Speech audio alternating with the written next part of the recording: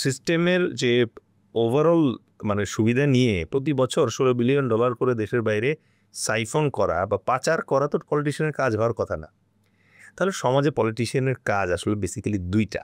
এই দুইটা কাজ অন্য কেউ করে না বলে পলিটিশিয়ানদের করতে হয়। নাম্বার ওয়ান হচ্ছে আপনার আমাদের সবার যে জন আকাঙ্ক্ষা আছে এটাকে গুছিয়ে তুলে ধরার জন্য আর কোনো অর্গান নাই। মানে আপনার কষ্টের জন্য রাস্তায় দাঁড়ায় চিল্লাবে এই কাজ করার আর কেউ নাই, পলিটিশিয়ানরাই আছে এক।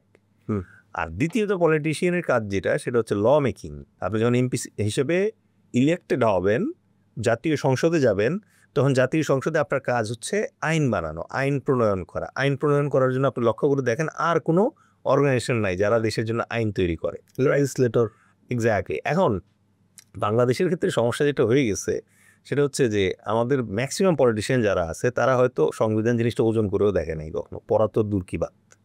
এরপরে যে এই যে সংশোধনীগুলো আছে এটা কেন আসছিল, কোন পরিপ্রেক্ষিতে আসছিল এবং এটা কিভাবে সংশোধনীটা মানে ইফেক্ট ফেলছে, এই জিনিসগুলো নিয়ে কারো কোনো আগ্রহ নাই। পাবলিকের আগ্রহ নাই থাকতে পারে, বাট যারা পলিটিক্স করবে তাদের আগ্রহ থাকাটা খুব জরুরি।